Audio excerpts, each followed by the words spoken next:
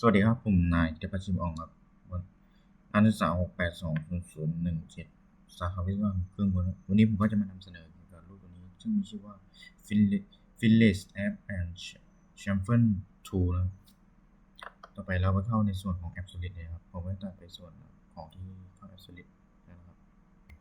พอเข้ามาในส่วนของ App Solid แล้วผมก็จะใช้ในตัวส่วนของคำสั่ง Tackle และ Tangle นะครับ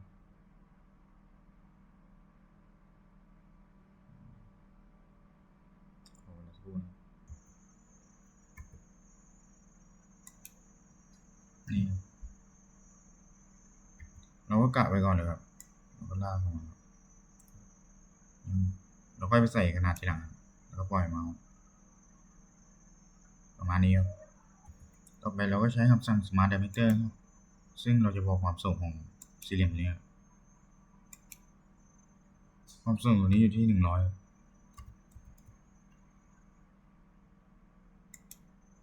ส่วนความกว้างอันนี้อยู่ที่200ครับ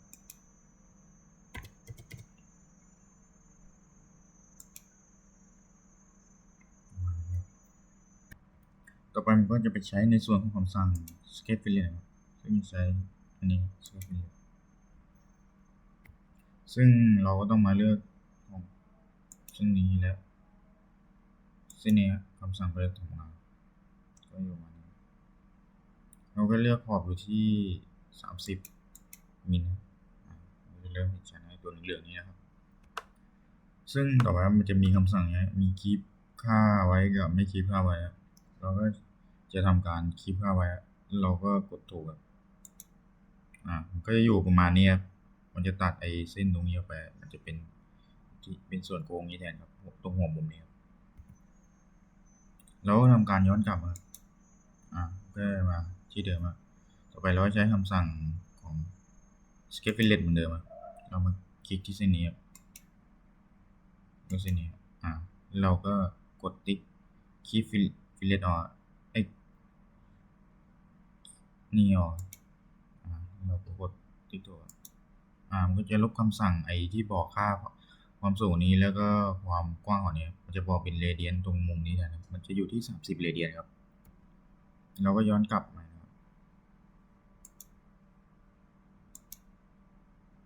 เราทำการลากครอบเลย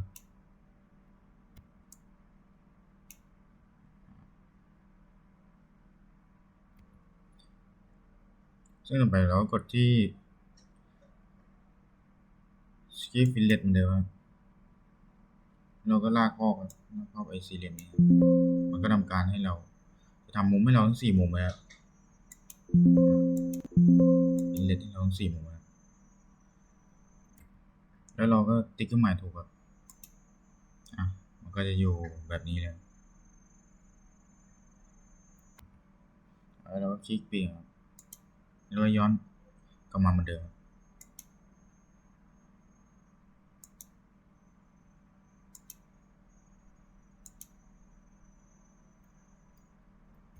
ต่อไปเราก็ไปใช้คำสั่งของโซ่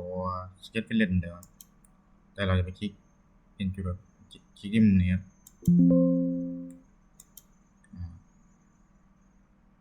แล้วก็อย่างนี้แล้วกดคลิกไม่คลิกแล้วก็กดติ๊กถูกมันก็จะอยู่ประมาณนี้ที่เราใช้ต่อไปเราก็ไปเข้าในส่วนของคำสั่ง Sketch Chamfer นะครับ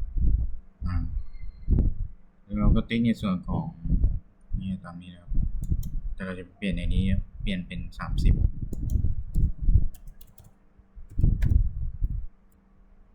แล้วทำการคลิกที่มุมนี้ครับมันก็จะอยู่นี้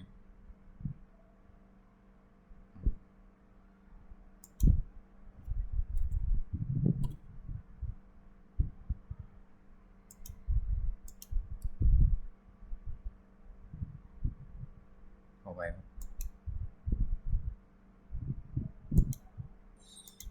Sketch เหมือนเดิม30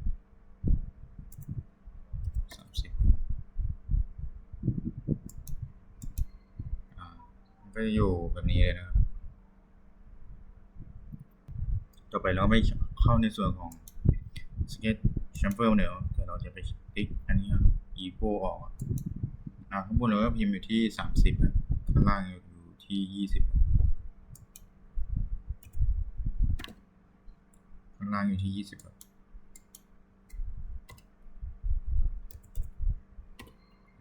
ประมาณนี้ครับเราก็ไปกดที่มุมเลยครับออกไป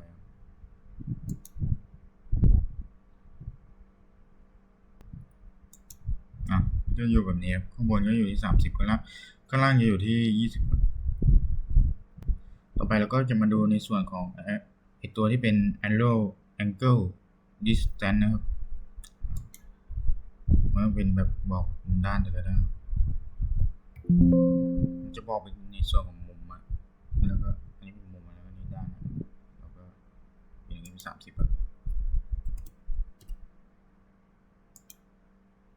เรามาคลิกที่เส้นนี้แล้วก็เส้นนี้นี่ไงมันก็จะบอกมุมเพื่อ45องศาเนี่ยตัวค่านี้นี่ก็ได้ต่อไปเราจะไปสร้างในส่วนของภายในโดยใช้ corner rectangle มาทำการเริ่มจากจุดนี้ลากไปนั่นอยู่ที่30ประมาณนี้ต่อไปเราก็ไปใช้ในส่วนของคำสั่ง smart dimension นะครับอีกความกว้างนี้เราใส่อยู่ที่45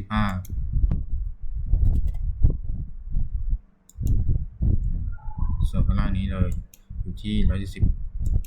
ครับต่อไปเราจะไปใช้ในส่วนของ sketch chamfer เหมือนเดิมครับการเลยเปลี่ยนที่10ครับแล้วก็มาลากข้อไปสี่เหลี่ยมข้างในประมาณนี้ครับเราก็ติ๊กถูกครับเราไปในส่วนของฟีเจอร์ครับ